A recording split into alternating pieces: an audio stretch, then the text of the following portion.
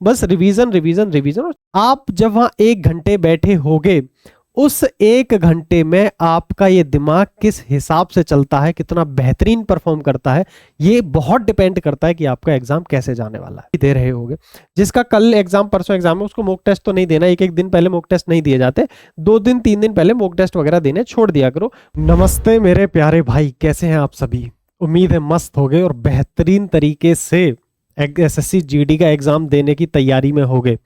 आप सभी को जिस दिन का इंतजार था वो दिन आ चुका है।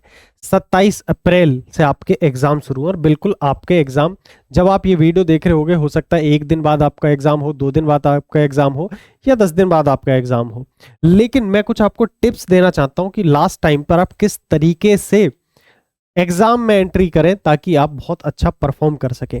एक चीज बहुत अच्छे से याद रखना कि आपने कितनी पढ़ाई करी है वो सब एक तरफ है, आप क्या करने वाले हो सारी चीजें एक तरफ है, लेकिन मैं एक चीज एकदम क्लियर कर देता हूं। आप जब वहां 1 घंटे बैठे होगे, उस 1 घंटे में आपका ये दिमाग किस हिसाब से चलता है, कितना बेहतरीन परफॉर्म करता है, ये बहुत डिपेंड करता है कि आपका एग्जाम कैसे जाने वाला है। ठीक है, ऐसा नहीं है कि जी जो आपने अच्छे से पढ़ाई करी है उसी का सारा गेम होगा, लेकिन उस टाइम पे आपकी प्रेजेंस ऑफ माइंड बहुत जरूरी होता है। ठीक है, तभी आपने सुना होगा, कई बार कहते हैं कि जब भी आपका एग्जाम हो उससे एक रात पहले की जो नींद होती है वो बहुत अच्छी नींद होनी चाहिए। आप वहां पे लिथार्जिक या थोड़ा आलस में ना हो, क्योंकि जब भी आप आलस में होते हो तो उतना अच्छा परफॉर्म नहीं करता। प्रॉपर एक्टिव होने चाहिए, फोकस्ड होने चाहिए। ठीक है, और मैं आपको ये चीज अभी बोल देना चाहता हूँ मेरे दिमाग में, अगर आप कॉफी वॉफी पीते हैं तो एग्जाम से जाने से पहले थोड़ा कॉफी वॉफी पी के जाना। आप थोड़े से अलर्ट मोड में रहने चाहिए एग्जाम देते टाइम। कुछ टिप्स मैं आपको देता हूं, बड़े ध्यान से आपको सुनिए, बहुत छोटी सी वीडियो में आपको मैं सारी चीजें बताने की कोशिश करता हूं। वर्दी किस्मत वालों को नहीं, लड़ने वालों को मिलती है, और आप लड़ाई और संघर्ष का समय बेसिकली जा चुका है, अब तो परफॉर्म करने का समय आ चुका है। लड़ाई जो आप इतने दिनों से लड़ रहे थे, आप जो पढ़ाई कर रहे थे, वो संघर्ष कर रहे थे, जिसने संघर्ष किया है सच में वर्दी सिर्फ उसी के लिए मिलेगी। ठीक है, एक गलती मत करना कि कुछ भी पैनिक मत होना कि हमें नया पढ़ना है, नया पढ़ने का समय जा चुका है, नया आपको कुछ नहीं पढ़ना। जो चीज आपने पढ़ी है उसी को सफिशिएंट मानना, उसी में से आएगा जितना भी पेपर आएगा, जो आपने पढ़ा है वो ही बहुत है। ठीक है, नया कुछ मत पढ़ो, सिर्फ रिवीजन करो। रिवीजन की ही सबसे ज्यादा जरूरत होती है लास्ट टाइम पे, और कुछ नहीं। जितना रिवाइज करोगे, जितना रिवाइज करोगे, वहां जाकर के आपको अगर 4 ऑप्शन के बीच में यार ये लगे क्वेश्चन को देख के यार पढ़ा हुआ तो लग रहा है, यार पढ़ा तो था, तो यही गड़बड़ है। वो सिर्फ और सिर्फ रिवीजन की कमी की वजह से ऐसा होता है। कई बार आपने देखा होगा ऐसे बच्चे होते हैं, आपने मोक दिया हो, यार दूसरा वाला बी वाला ऑप्शन सही लग रहा है, यार सही है, नहीं नहीं सी वाला सही लग रहा है। ऐसा रीजन इसलिए होता है, जितना ज्यादा मैक्सिमम रिवीजन करोगे ना, उससे इस टाइप की कंफ्यूजन सारी दूर हो जाती है। आप आंसर देखते ही आंसर मारोगे जितना आपने मैक्सिमम रिवीजन कर रखा होगा। रिवीजन इसलिए मैं बोलता हूं बहुत इंपॉर्टेंट है। Exam pattern attempt strategy final करो पहले ही। एग्जाम में आपने अभी तक काफी सारे मॉक टेस्ट दिए होंगे या आप अभी दे रहे होंगे, जिसका कल एग्जाम परसों एग्जाम है, उसको मॉक टेस्ट तो नहीं देना, एक एक दिन पहले मॉक टेस्ट नहीं दिए जाते, 2 दिन 3 दिन पहले मॉक टेस्ट वगैरह देने छोड़ दिया करो। बस रिवीजन रिवीजन रिवीजन और चिल रहा करो, मैंने यही कहा है। लेकिन ये चीज आपको पहले से पता होनी चाहिए कि आप किस सेक्शन को पहले सॉल्व करने वाले हो। ठीक है, पहले कौन सा सेक्शन सॉल्व करोगे ये आपको पहले से पता होना चाहिए कि भाई मैं तो वो व्यक्ति हूं जाकर के पहले जीके निपटाऊंगा, हिंदी निपटाऊंगा या इंग्लिश जो आप चूज करोगे उन दोनों को पहले निपटा लूंगा, फिर मैथ और रीजनिंग के लिए समय बचेगा उसे करूंगा। ये आपने इतने दिनों से मॉक टेस्ट दे रहे होगे तो आपने जो पैटर्न फॉलो किया है उसी को जाकर के एग्जाम में फॉलो करना। आप इतने दिनों से मॉक टेस्ट दे रहे तो आपने वहां देखा होगा कि आप पहले क्या सॉल्व करते हो, उसके बाद क्या करते हो, उसके बाद क्या करते हो। सेम वही चीज आपको एग्जाम में परफॉर्म करनी है। वहां जाकर के कुछ नया दिमाग मत लगाना कि नहीं नहीं पूरी स्ट्रेटेजी बदल देता हूं, मैं पहले मैथ सॉल्व करता था अब मैं हिंदी से शुरू करूंगा, ऐसा नहीं करना। अगर आपने मॉक प्रैक्टिस करे हैं, जिस हिसाब से आपने मॉक्स की प्रैक्टिस करी है उसी हिसाब से एग्जाम दे करके आना।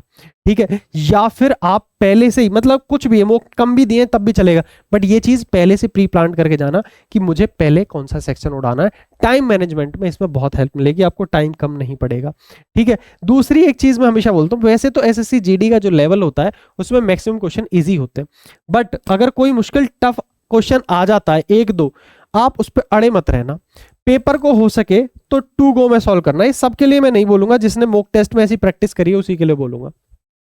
शुरुआत में अगर कोई क्वेश्चन टफ आते हैं उसे रिव्यू के लिए मार्क कर देना, और जब आपका पूरा वो एक वन गो में पूरा पेपर सॉल्व हो जाए, 4-5 क्वेश्चन ऐसे रह जाएं जो आपने मार्क किए थे, जो थोड़े आपको टफ लग रहे थे, कैलकुलेटिव लग रहे थे, उन्हें वापस से जो समय बचे उस बचे हुए समय में सॉल्व करना।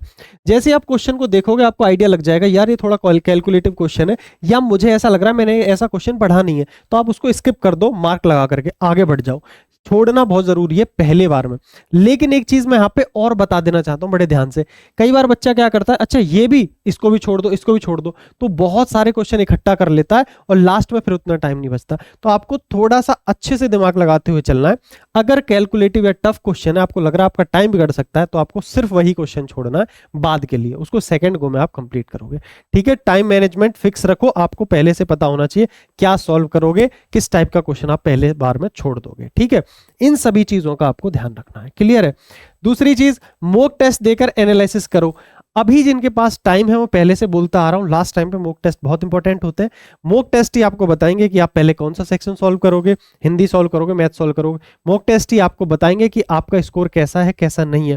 ठीक है, लेकिन अब वो टाइम आ चुका है, अगर बिल्कुल 2-3 दिन के बाद एग्जाम है तो मॉक टेस्ट मत देना।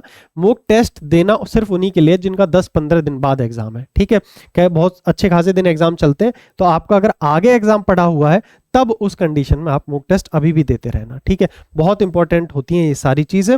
बाकी एडमिट कार्ड वगैरह के लिए बता दूं, मैंने ऐसे बहुत सारे बच्चे देखे हैं कि बिल्कुल सामने जाकर के, जब आपका एग्जाम सेंटर होता है उसके सामने जाते हैं और तब जाकर के भैया हमारा प्रिंट निकाल दो, हमारा एडमिट कार्ड का प्रिंट निकाल दो। ऐसी गलतियां मत करना, पहले से ही सारी चीजों को तैयार करके जाना, एडमिट कार्ड को प्रिंट करा लेना, फोटो आईडी रेडी रखना। कई जगह इसको लेते हैं, कई जगह नहीं भी लेते हैं, सिर्फ एडमिट कार्ड से एंट्री कर देते हैं। और एग्जाम सेंटर आपका जहां पर है उसका पूरा आपकी प्लानिंग रहनी चाहिए कि मुझे कितनी देर लगेगी वहां पहुंचने में, और एग्जाम से थोड़ा अच्छा खासा समय पहले पहुंच जाना, कोई दिक्कत नहीं है। बट मैंने बहुत बार, आपने वीडियोस भी देखी होंगी, ऐसे ऐसे बच्चे गेट लगा हो जाता है, लास्ट मोमेंट पे फिर एंट्री नहीं देते।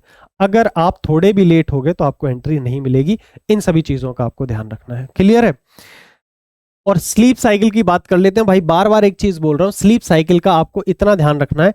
पहली बात तो अभी से ही, जब आपका एग्जाम कुछ दिनों बाद है, स्लीप बहुत अच्छे से रखना अपनी। नींद कई बार आपको नहीं पता चलता कितनी जरूरी है। क्या कह रहे हो भैया, हम तो दिन में भी सो जाते हैं, ठीक है आपका जो भी है, लेकिन नींद पूरी होनी बहुत जरूरी है। कई बार बहुत मैंने ऐसे बच्चे देखे 5 घंटे पढ़ते हैं, बहुत मेहनती होते हैं, बहुत अच्छी बात है, उनका सिलेक्शन भी होता है, लेकिन जब आपका एग्जाम टाइम आता है तब आप बेहतरीन 8-8 घंटे की नींद लो 2-2 3-3 दिन पहले आराम से।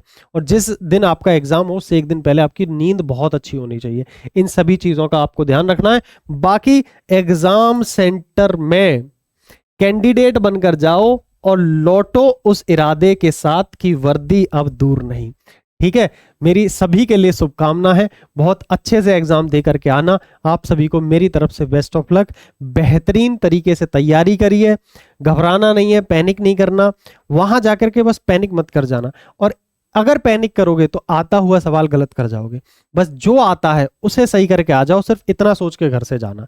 अगर आपने जो आता हुआ सही करके आ गए, इस पे ही सिलेक्शन हो जाएगा। ये मैं आपसे कहना चाहता हूं। तब तक के लिए मस्त रहो, मुस्कुराते रहो और बहुत अच्छे से पेपर दे करके आओ। मिलते हैं अदर वीडियोस।